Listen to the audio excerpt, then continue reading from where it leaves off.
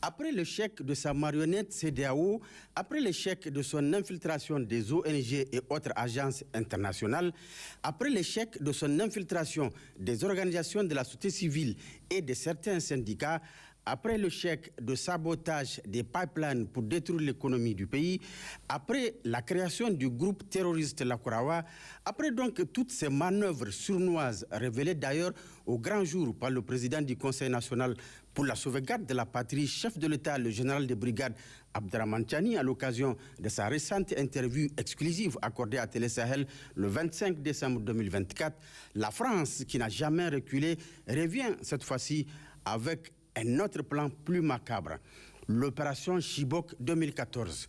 Oui, vous avez bien entendu, opération Chibok.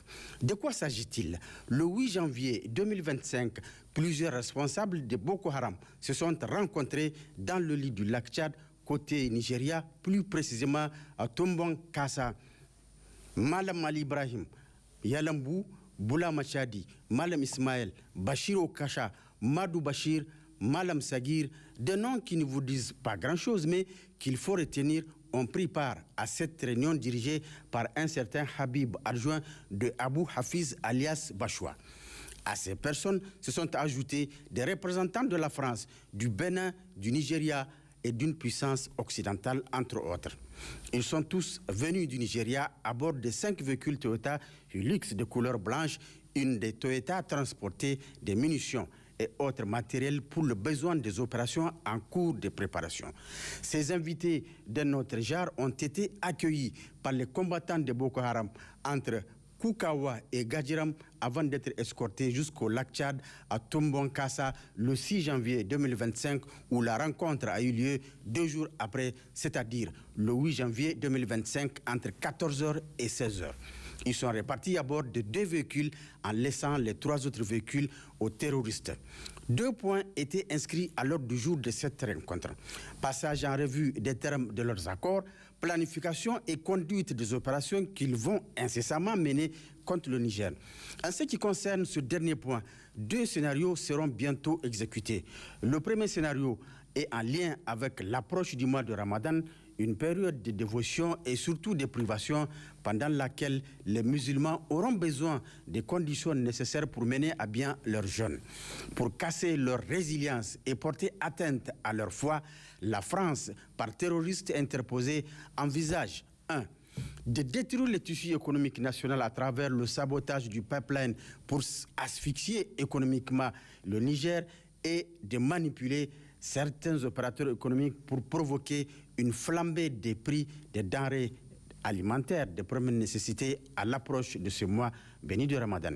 De conduire des opérations de kamikazes, des prises d'otages de masse au niveau des internats des filles et des garçons dans les écoles du Niger en vue d'exiger la libération et le rétablissement du président déchu à son ancien poste.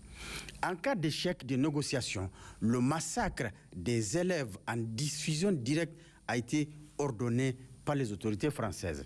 Certaines régions ont été ciblées pour mener ces opérations et les kamikazes déjà désignés et formés à Tombong Kassa. Pour ce faire, la France et ses sbires, en plus de l'armement et des munitions, ont fourni des ceintures d'explosifs en grande quantité et des matériels électroniques nécessaires à la diffusion et à la mise à feu de ces explosifs.